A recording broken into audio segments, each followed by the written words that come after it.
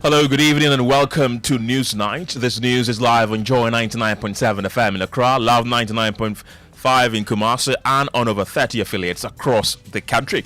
Coming up tonight, Electoral Commission fights back allegations of procurement breaches in the award of over 6 million cedis contract for reprinting of leaked presidential and parliamentary ballot papers on the eve of the 2024 general elections.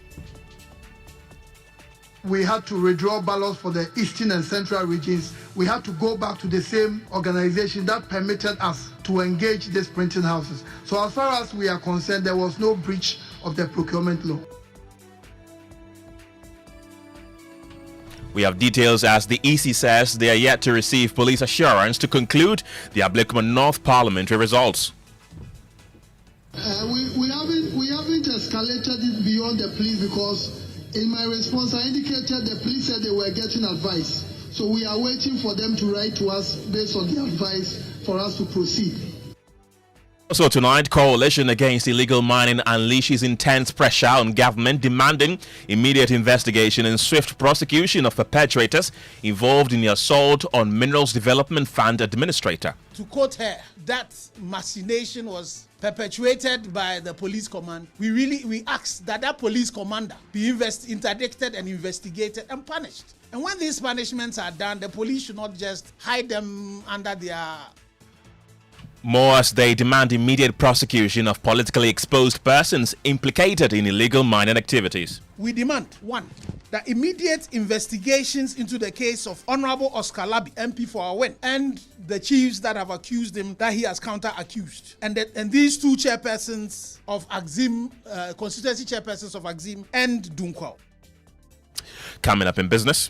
Some oil marketing companies drop fuel prices at the pumps again as they respond to market competition.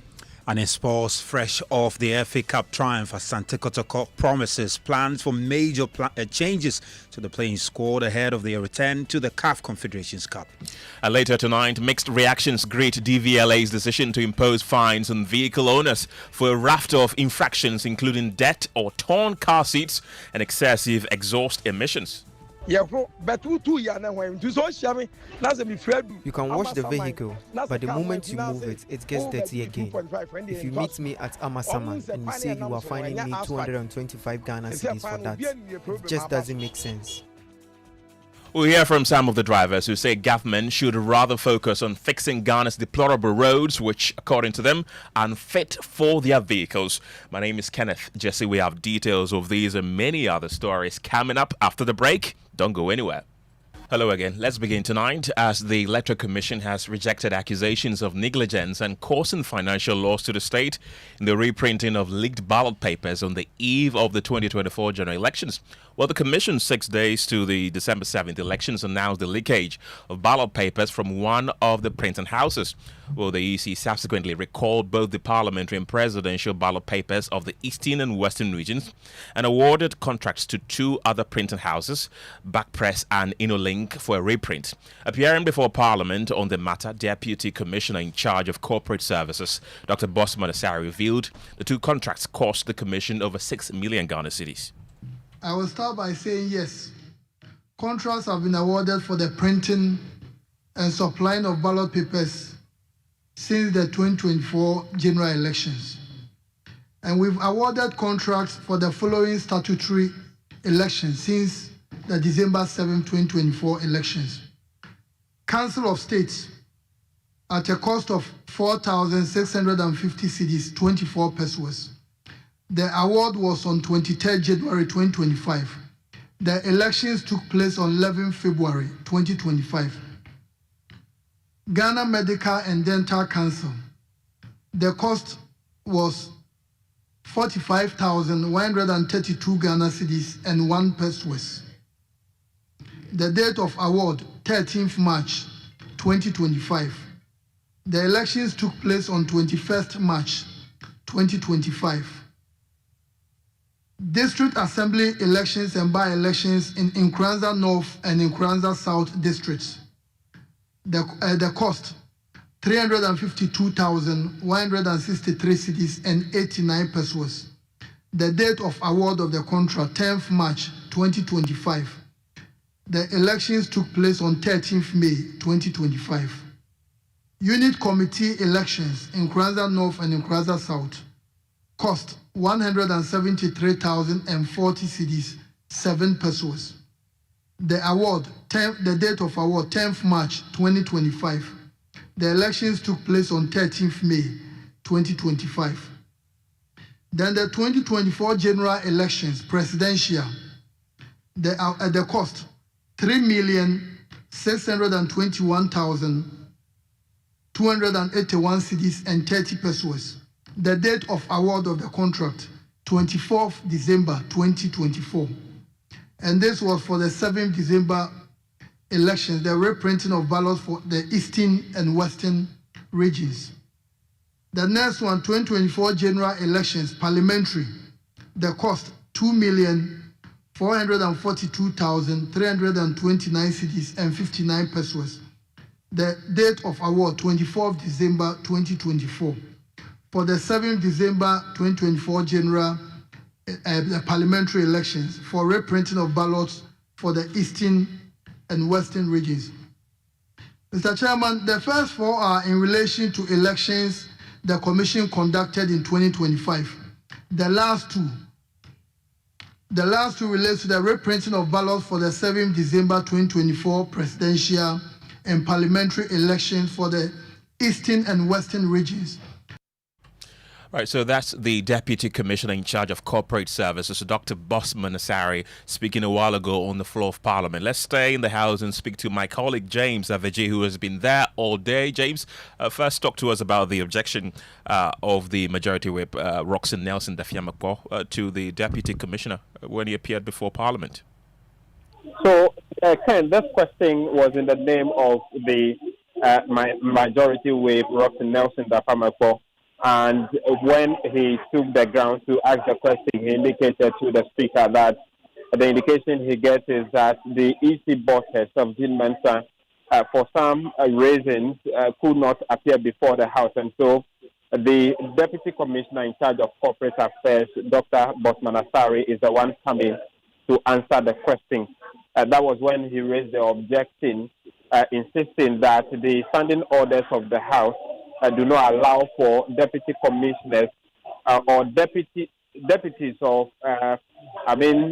institutions to appear before Parliament to answer questions, except the substantive head of those institutions. There was a back and forth over that, and so he was insisting that Parliament, insist or sanction the Commissioner herself to appear before the House to answer the question. The second Deputy Speaker, who was supervising the proceedings, Andre Mwakwesiama, then ruled that if that is the case, then the House should constitute itself into a committee of the whole in order to allow him to provide the answers. And so that's right. How the matter has been settled to allow him to appear before the House. And James, there have been accusations of negligence and causing financial loss to the state, which were raised by several MPs. What was the Commission's response to that? Top among the MPs who raised this is the Ashaman MP, Ernest Nogbe, who put this question to the Commissioner, and he insisted that there's not been any negligence of financial loss to the state, because even after all of these expenses, the Commission was able to organize the elections within the budget sanctioned by Parliament. We did a national competitive tendering, and the CTRC came in because the threshold was more than that of the entity. The entity has a threshold of 1 million Ghana cedis. So anything beyond 1 million Ghana cedis, you have to get concurrent approval from the CTRC. So that's the main reason why we went to the CTRC. Thank you. And the leakage cost the taxpayer 6 million Ghana cedis. Will you agree with me that this cost, this financial loss to the state, is a responsibility of the EC? Yes, Deputy Commissioner. The Chairman, from the Commission standpoint, this is not a financial loss to the state. It's not a financial loss to the state, largely because when you look at the budget that was given to us, the commission did not exceed, let me put it that way. But beyond that, please let me answer, beyond that, the procurement method we adopted as an institution, ensured that we were able to reduce the prices. So when you compare the cost of elections in Ghana now, in 2015, the country did the cost of election was almost $13 per voter. In 2020, we did $7.70 per voter. And in 2024, when we finish the process, we will likely do something like less than $4. So for the Electoral Commission, we believe that by ensuring that the process was credible, we needed to have the support of all the parties. So we think we did the right thing for the country. Thank you very well. Right, James, and he's also maintained that there was no procurement breaches. Hello, James. Do I still have you on the line? Yes, Ken. I was saying that was the crux of the question, but he said the procurement process has gone through all the processes it needs to go through, although it was approved later after the contract was awarded. There's not been any breaches as far as they are concerned. There was no breach of the procurement law. There was no breach. The commission wrote to the CTRC on 2nd December, and the elections were supposed to take place on 7th December. In the response by the CTRC, they indicated that we wrote to them on the 2nd of December. And before we printed the ballots, we wrote to the CTRC. So CTRC knew all the printing houses and the specific regions they were printing. So we didn't go to PPA. So it was only appropriate that when we had to redraw ballots for the eastern and central regions, we had to go back to the same organization that permitted us to engage these printing houses. So as far as we are concerned, there was no breach of the procurement law. Thank you, Mr. Chairman. James, I want to find out about the stalled Ablekuma North Parliament results. Any clear indication when that will finally be resolved, did he say? Ken, there's still no clear indication. You remember that early May, when the commission met the Election Security Task Force, the IGP declared that they are ready and that the EC should give them a roadmap which will include the place and a date for the coalition to conclude. But surprisingly, the Deputy Commissioner indicated to Parliament that for some reason they are still waiting for the police to get a final communication from them before they move forward. I think on the contrary, we think that the security agents should be able to do their job. And we've had several meetings with them. So we are hoping that they would, if they tell us that tomorrow they are ready, we are ready. If they write to the national security, the security task force, and they are unable to give them timelines to help them complete the collation exercise, what have they done in escalating this issue of police assistance to any higher authority beyond the security task force? Have they picked it above the security task force so that we can get it done? Yes. We haven't escalated it beyond the police, because in my response I indicated the police said they were getting advice. So we are waiting for them to write to us based on the advice for us to proceed. So we haven't done any escalation. Mr. Chairman, we report to Parliament. I know until recently the Special Budget Committee, but now we know the Committee on Independent Constitutional Bodies. So we give it some time. If we are not getting any proper feedback, we'll write to the Committee on Independent Constitutional Bodies that this is what is happening. And we know that the police are there to serve all of us. And we believe that the Parliament should be able to invite them to explain why they are not doing what they are supposed to do. Thank you. Right, you're still listening to Newsnight here on Joy 99.7 FM. Remember, you can join the conversation by sending us a WhatsApp or telegram on the telephone number 055 997. And away from Parliament, this evening, the Coalition Against Illegal Mining is mounting blistering pressure on the government, demanding an immediate and full-scale investigation into an attack on the administrator of the Minerals Development Fund, Dr. Hannah Bisu, and her team. Well, the disturbing incident occurred on the 5th of June 2025 during an anti-illegal mining operation at a site in Bui Subunso in the Akomfre community in the Ashanti region.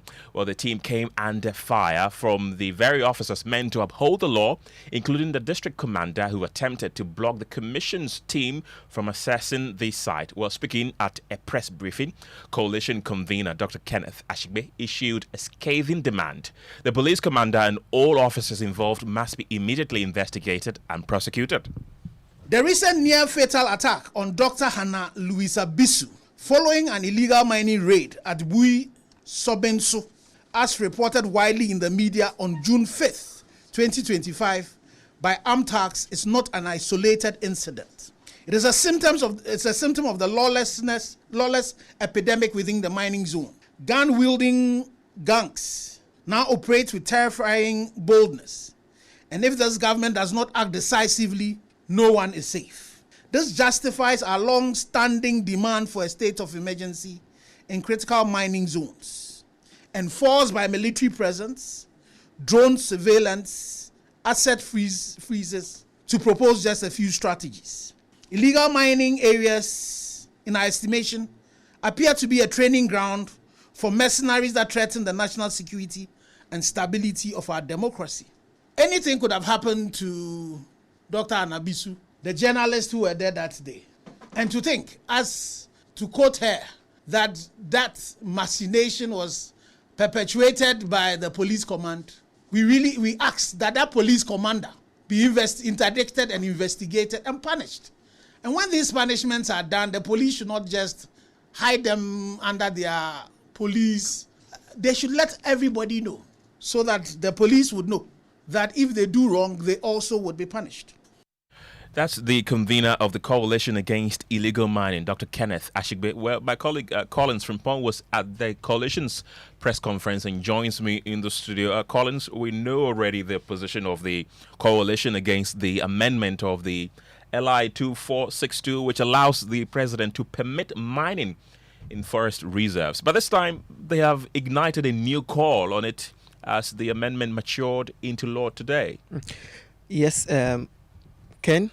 So it was the first thing that came up, and if you look at Article 11, Clause 7, it states clearly that after LI is laid before Parliament, the default period before it becomes law is 21 sitting days, unless it is announced by Parliament within that time. And based on this provision, the amendment of the LI 2462, in which they have vehemently campaigned against and also demand a total repeal, will be maturing into law after today, if Parliament do not announce it this evening. And the coalition sees this as a betrayal, given that President John Mahama, during his 120 days address, assured that once Parliament resumes from recess, the government will also table before the House the Minerals Act to completely ban mining in forest. Concerning the ban on mining in forest reserves, on March 20th, 2025, a legislative instrument, LI 2462, was presented to Parliament to amend the Environmental Protection Mining in Forest Reserves Regulation. This amendment removes the President's power to grant approval for mining in forest reserves. I plan also to amend the Minerals and Mining Act 2003, Act 703, to completely prohibit mining in forest reserves. This would effectively, meticulously, legally, and entirely ban mining in our forest reserves. Colin, so what's the latest on what the president just said? Well, that has not been done by the government yet. So therefore, the coalition is urging President John Mahama to use his majority in Parliament to block the amendment, just a clause in the LI from becoming a law, or they go to court. The government made a solemn vow to the people of Ghana that LI 2462, the legal instrument that opened our forest reserves to mining, will be revoked, not amended, but scrapped entirely. This was communicated through several public declarations by His Excellency the President himself before and after the 2024 elections, echoed by government officials, including the Minister of State for Government Communications, the Minister of Communications, and the CEO of the Gold Board on the 23rd of April 2025. In fact, as recently as 8th of May 2025, Professor Jerry S. Waikuma, Special Advisor to the Minister for Lands and Natural Resources, equivocably stated, and I quote, "The President had listened to the concerns of the citizenry and the CSOs and has directed that the LI be revoked in its entirety." We are therefore disappointed that although the promise was made that the process to revoke LI would begin immediately Parliament resumes, however, to the best of our knowledge and belief, which was confirmed yesterday when members of the coalition met the chairperson of the subsidiary legislating committee, that there's no order of business of Parliament capturing this critical item. In our considered view, this demonstrates a lack of commitment by the government to carry out the revocation through. We will not accept an amendment that responds to the interests of certain individuals, not taking into account the interests of the nation. The LI 2462 must be revoked, and it's with urgency. If the President does not act, the Environmental Protection into bracket minerals in forest reserve, mining in forest reserves Amendment Regulation 2025 will mature and come into effect today. Well, there's also been talks about prosecution of politicians involved in illegal mining. Tell us more. Right. So during the press conference, they started with Akonta mining, and they commended the government for how they've handled the MPP's and Ashanti Regional Chairman Ntwibu Osiako, Chairman Wontumi, and that Yoko is investigating him. But they want two directors of Akonta mining also to be included in the investigation. Apart from that, early this year, MP for Owin Oscar Labi also came under fire for his involvement in illegal mining in the Owin municipality, to the point that the traditional council banned him from coming to the area. And also the coalition petitioned President John Mahama as well as the Speaker of Parliament within that particular period to investigate the MP, but that has not been done despite President Mahama acknowledging the petition. As a result of that, they are demanding that President Mahama should order an investigation into that particular matter, and as well as other two chairmen belonging to the NDC in the Azim as well as Dunkwao often. We commend our plea and are pleased with government's move to arrest the director of Akonta Mining Limited, Mr. Bernard Ntwibu Osiako, after the coalition's press release, which you, the media, published widely. It is crucial to complete this process by arresting and prosecuting all directors of Akonta Mining Limited. When the media coalition against Galamsey did the check, there are two directors of that company. They are the same beneficial owners as well. So those two directors should not only be arrested, but prosecution should happen. We have, however, observed and condemned resoundingly the alarming pattern of some officials from the ruling NDC being involved in illegal mining. After the unresolved case of Honorable Oscar Labi, MP for our win, we have a petition with His Excellency the President that he has acknowledged receipt of. New reports implicate the NDC constituency chairpersons in Axim and Dunkwao of being deeply involved in Galamsey operations. This hypocrisy is unacceptable. While the NDC leadership under His Excellency the President publicly condemn illegal mining, the Honorable Minister of Lands and Natural Resources and IGP have demonstrated positive actions to deal with the scourge of Galamsey. However, some of their local officials allegedly profit from it. We demand, 1, that immediate investigations into the case of Honorable Oscar Labi, MP for our win, and the chiefs that have accused him that he has counter-accused. And these two chairpersons of Axim, constituency chairpersons of Axim and Dunkwao, by the police and national security, ensuring complete transparency and no room for political protection. Right, and on the Professor Frimpong Boaten's report, the group is calling for prosecution of those politicians captured in that particular report for their involvement in illegal mining. Transparent prosecution with no political protection. We've heard the president say that he will not cover anybody. We've heard the Minister for Lands and Natural Resources say that there would be no, what do they normally call it, order from above, so far as this is concerned. We need to see that translated into action. We have given the names of 3 of those who are in the ruling government. We also have the directors of Akonta Mining Limited, one of whom was with the former government, and we have a plethora of a lot of them in the Frimpong Boate report who have all been implicated. You have the examples of Heritage Imperial who were giving either a prospecting lease, and they went into one of the forest reserves with over 30 excavators. That case is also available. So that you, the media, have a lot of named officials who have been implicated in Galamsey, and a lot of them are politically exposed. Right, let's get onto the telephone line and speak to the Minister for Environment, Science and Technology, Ibrahim Mutala Mohammed. Minister, thank you very much for joining us tonight. I believe you've heard of the attack that happened on the Minerals Commission Administrator. What is your ministry doing about this? Well, first and foremost, let me say good evening to your cherished listeners. All the concerns that have been raised are concerns that are being dealt with by the government. The first one had to do with the petition against the sitting member of parliament, in which, if you listen to the press conference, the president or the presidency acknowledged receipt of the petition, and the necessary investigation are being done on the matter. So that is one point I want to make. The other one has to do with the people who they think that should be prosecuted. In this case, the constitution, the constituency chairman, and others. I don't think that you just go ahead to start prosecution. You need to do some investigation, that you know that we are on solid grounds for the purposes of prosecution. I don't think we just prosecute for prosecution's sake. Prosecution is meant, right, to achieve conviction, which will serve also as deterrent to others who may want to engage in it. Now, if you go ahead to prosecute without solid evidence, the court will just throw your case away.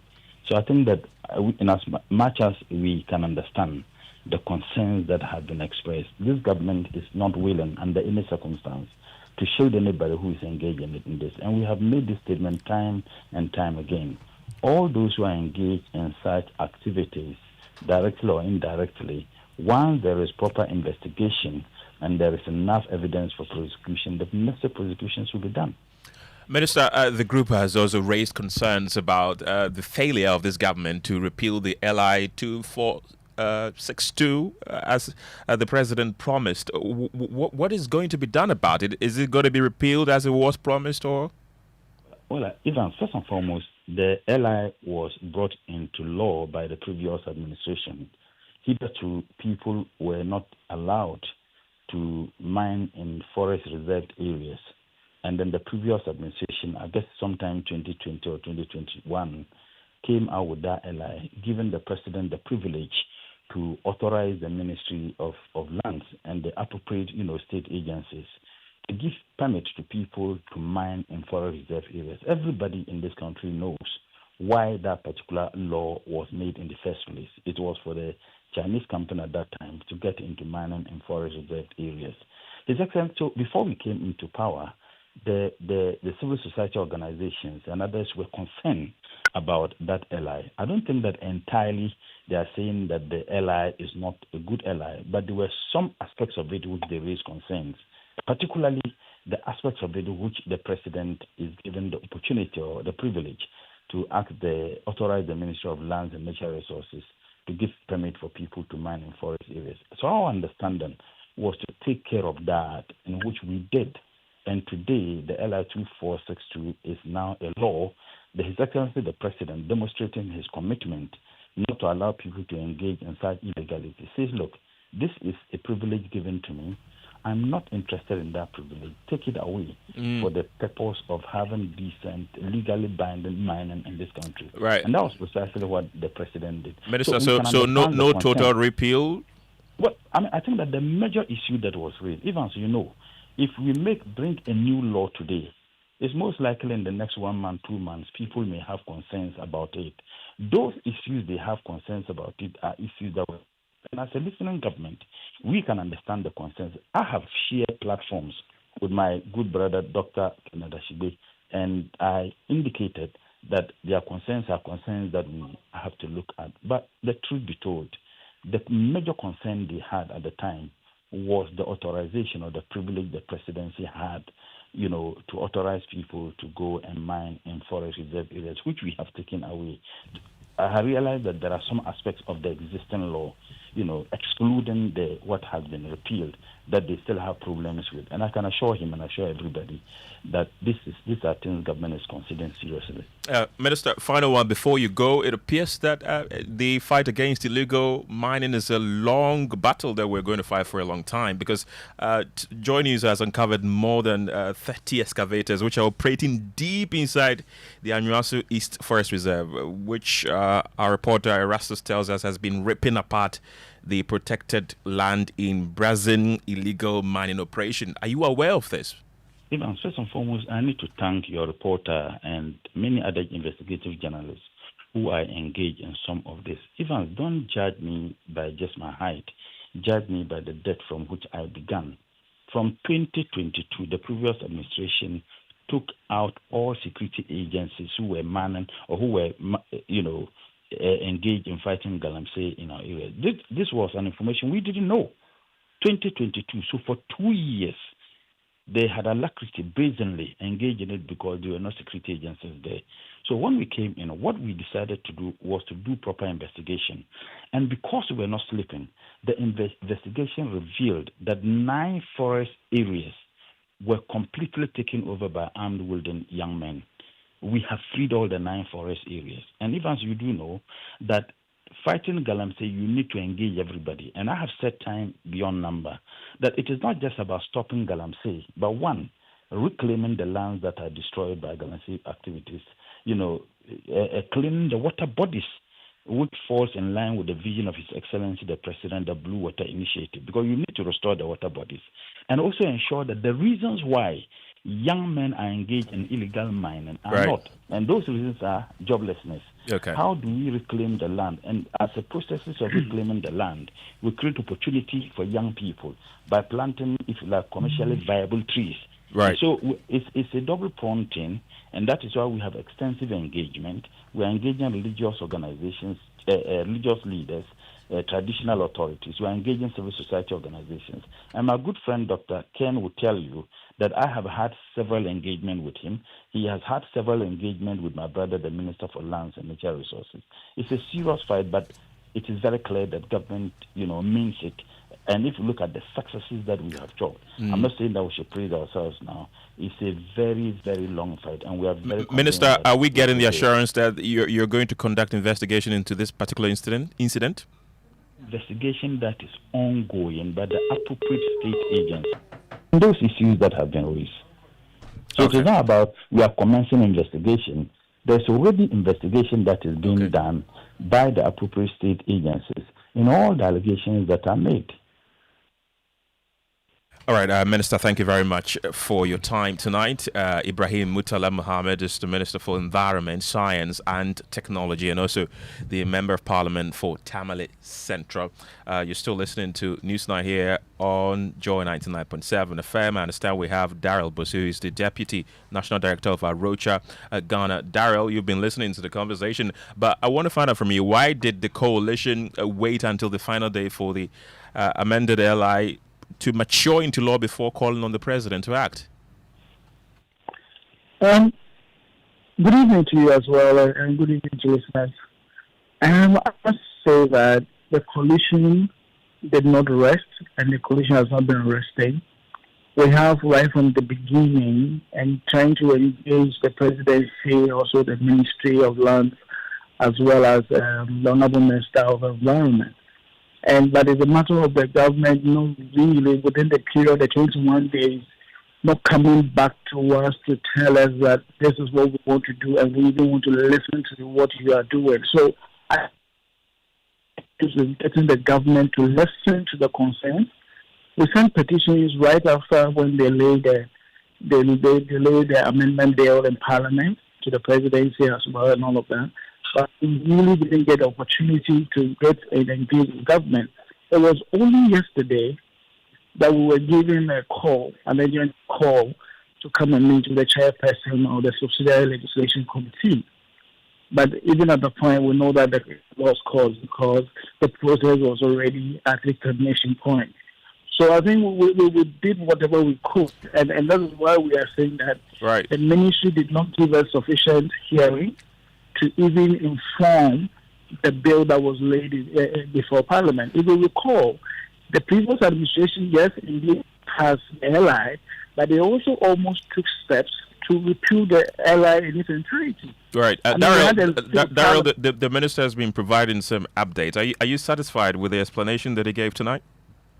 No, not at all. Not at all. And I think that we are really going to engage them and ensure that the right thing is done.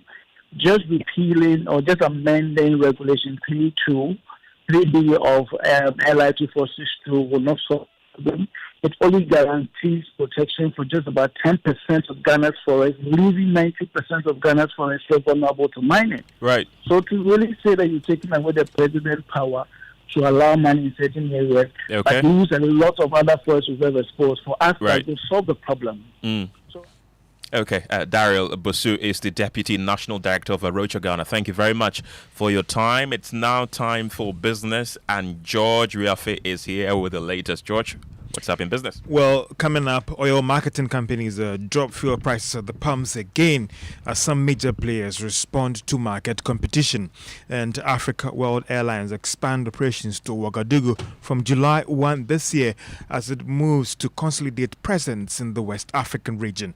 The business news on Newsnight is brought to you by MTN Business. Welcome to the new world of business. Kingdom Books and Stationery, your number one-stop shop for all your office essentials, Sinter's tanks and Pepsodent, Herbal and Charcoal. Welcome back to Business on Newsnight. Now, some major oil marketing companies have started reducing prices of petroleum products at the pumps again. The move Joy Business understands is in response to market competition. There is more in this report. The reduction Joy Business understands has more to do with some of the major players responding to market competition, or what some may describe as price war. Market leader Star Oil this morning, June 19, 2025, announced that it has dropped the price of petrol further to 10 cedis, 80 pesos per litre. Diesel has also gone down further to 12 cedis, 13 pesos. Another player, Allied Joy Business, is learning that will also drop its prices further, but this is effective June 20, 2025. Allied, for instance, on June 16, 2025, was selling a litre at 10 cedis, 97 pesos. However, based on what we have picked up, a litre of petrol will be selling at 10 cedis, 75 pesos per litre. One marketing firm, Zen Petroleum, has also dropped the price of petrol and it's selling at 10 cedis, 75 pesos. A careful look at the prices has showed that the price of diesel has gone up marginally since June 16. Some of the oil marketing companies have, however, told Joy Business that prices could be going up from July 1, 2025 if current war between Israel and Iran in the Middle East does not cease soon. Since the beginning of the war, crude oil prices have jumped from $66 a barrel to about $76 a barrel. And that's the Business Desk report. Now, the economy may end the year doing better than the 4% projection by government. Now, that's the view of government statistician Dr. Hassan Idrisu. This is coming after the economy grew by 5.3% for the first 3 months of this year. Government statistician says that hitting this target will be dependent on government sticking to the current fiscal consolidation program. If you look at government policies for 2025, one of the biggest policy government is driving is what we call the Big Push program or Big Push initiative agenda, where infrastructure investment in roads, in energy, in transportation, and in other sectors are currently being rolled out. So with the drive to ensure that there is improvement in efficiency in spending and also targeted spending in terms of development spending. So I think to answer your question, I would say that, and also that it's not only the Big Push program that is currently being rolled out, there's also the 24-hour economy is also currently being rolled out. And so depending upon how effective the execution is, that could also bode well for the growth in the coming sectors. So in summary, depending upon how effective government is able to implement its growth-oriented initiatives. And that is government statistician Dr. Hassan there. Now, Africa World Airlines has announced that it will commence scheduled flights to Ouagadougou, the capital city of Burkina Faso, from July 1, 2025. Now, this was captured in a notice released on the airline's social media platform. There is more in this report. Africa World in the notice revealed that the move is part of measures aimed at providing reliable air travel and also make it the preferred carrier in the West African sub-region. Africa World currently flies Lagos and Abuja in Nigeria, Monrovia in Liberia, as well as Freetown in Sierra Leone. From July 1, the number of countries that it serves in the West African sub-region will increase to 4. The airline has also announced that it is working to expand its operations to Côte d'Ivoire soon, with the dream of connecting Africa with the rest of the world. Some industry analysts have argued that connecting flights within the West African sub-region is very expensive and difficult. Therefore, the CV's new services from Africa World as helping to deal with the challenge. And that is a Business Desk report. Let's still look at some other stories. Of course, and Gold PLC has said is working to increase dividend for its shareholders in the coming years. The company maintains its dividend for the third time after reporting a profit after tax of 85 million Ghana cedis. Let's hear the acting chief executive of the group, Edward Bauer. In the course of the discussion, that if you look at particularly our short-term borrowings, that is the ODs, that is the overdrafts that we have, so huge, but that is what has led to a very high financing cost. One of the strategies is to see how we can look for rather patient capital to be able to increase in terms of our working capital to really be able to do that. And indeed, you would have realized that if you were to go back on the stock exchange now, you see year on year, first quarter for 2025, you see that one, we have reduced cost, and two, in terms of our profits, we have made some level of marginal increase. So that basically, that's what we are going to continue with. And that is the group chief executive of God, that is Edward Bauer. Let's look at other stories. Fidelity Bank Ghana has opened its Wheels on Home promotion, that is Expo, filled with the garb of challenges faced by home and vehicle owners in acquiring new assets. According to the bank, this will support the quest by many to upgrade their lifestyle. Divisional Director of Retail and Business Banking at Fidelity Bank, Nana Esi Aiden Arkis, explained that the platform would also give opportunity to dealers in vehicles to interact with the potential customers. We saw the opportunity in this challenge and said we want to create a platform that brings everybody together, us as a bank, together with the vendors in the space, insurance companies, and then provide a seamless platform and opportunity for our customers to come and have the opportunity to identify vehicles and homes of their choice, and on the spot provide the financing and special deals and offers for them and make their life simpler, because owning a home or owning a vehicle that gives you mobility is not just an issue of personal preference or choice. It has implications for family stability.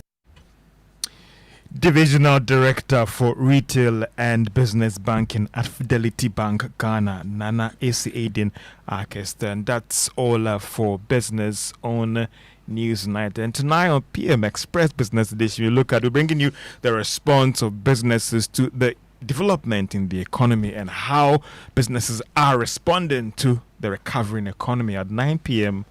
on JoyNews. Well, in sports, we'll bringing you the latest in the camp of Kumasi Asante Kotoko, who have given a strongest indication about their plans for a major overhaul of their playing squad following the FA Cup triumph over Golden Kicks. Now, the club says the changes are aimed at building a more competitive team ahead of their return to the CAF Confederations Cup next season. Already, the club has announced the departure of Captain Frederick Asari, and more is expected to follow. Here is the club spokesperson, lawyer Safo Duku.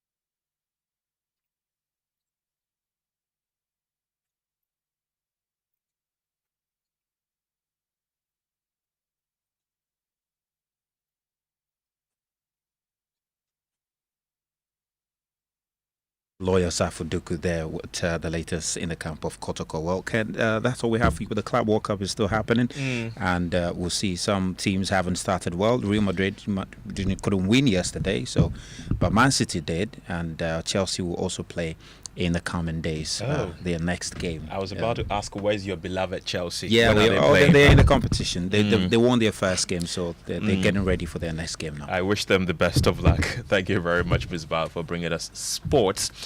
And the Foreign Affairs Minister, Samuel Okudzeto-Ablakwa, has revealed that Fred Kwateng, the man at the center of an alleged visa scam at Ghana's embassy in Washington, D.C., siphoned over $4.8 million annually through a sophisticated scheme enabled by senior embassy officials. Now, addressing Parliament yesterday, the minister detailed how Kwateng, with the help of accomplices within the embassy, manipulated the visa application and issuance process, diverting funds and leaving hundreds of applicants there. Let's speak to Ghana's former ambassador to Washington, Hajia Alima Mahama, who has been an ambassador during the time Fred Kwateng was working at the embassy. Ambassador, welcome to the program. I mean, Okudzeto-Ablakwa has raised several concerns. One of them is that he's surprised that Fred Kwateng was able to work there for that long time without being questioned or caught. What happened when you were there? Yes, that's quite a serious allegation. I started there June 2021, and Fred Kwateng was there providing courier service for applicants who had applied for visas or passports. He's been doing that job. Yes. And he's been with the embassy in and out since 2013. He started this courier job in 2019. In 2023, I decided to make it formal by giving him a contract, or more or less a memorandum of understanding, by a contract. And I want to focus on the contract in my interaction with you. The contract simply provided that the company, is a Ghana travel company, will ensure that applicants receive their documents in a secure and timely manner. Ambassador, sorry to cut you, but is that to say that all that Fred Kwateng did was not illegal? I'm talking to the contract and to say that the contract that I gave him, there is nothing illegal or criminality about that. If the minister has indicated that he's going to conduct an investigation, as a minister, when you come on board, you want to investigate, assess certain things, and take your own decisions and restructure. I have no problem with that. He can do his investigation, whatever is discussed, whatever he finds out. The report will be out, and they will deal with that. But I want to talk to the contract that I gave him, I signed with the company, because he indicated in Parliament that that contract that I gave in January 2023 sought to legitimize palpable wrong. And I want to focus on the contract. That's why I've sent a copy of the contract to you to read. Briefly. And the contract simply only said Ghana is recognizing the company to pick up both American and Ghana passports, and they're mailing them back to owners. They will ensure that applicants receive their documents in a secure and timely manner. And they take full responsibility for any undeliverable package. And they will also resolve any postal services undeliverable issues that arise. And furthermore, we stated that the company will not receive any payment from the Embassy of Ghana for this service. Payment will be made by the applicants who are requesting travel visa or passport for that matter. And there's an indemnity clause that says that the company agrees to indemnify and hold Ghana Embassy harmless from all claims, losses, expenses, any fees, costs, judgment. So those were the trust of the contract. And this was because over the period we had issues, the embassy had issues with delivering passports. Sometimes the addresses went wrong. Right. Sometimes they got tracked up somewhere. Ambassador, do you think this investigation will exonerate you? Me in particular? Yes. Of course, I've not done anything wrong. I was a minister here. I've never involved myself in any kind of any deal. Will I go to America and start doing this? That even sounds strange to me. Okay. But I just want you to look at the contract and focus on the contract and let Ghanaians know that this contract, there is no bearing on any of the things that he said. Right. Ambassador, thank you very much. That's the former Ghana ambassador to the United States, Hajia Aliba Mahama. And that's how we end Newsnight tonight. My name is Kenneth Jesse. Thank you very much for listening.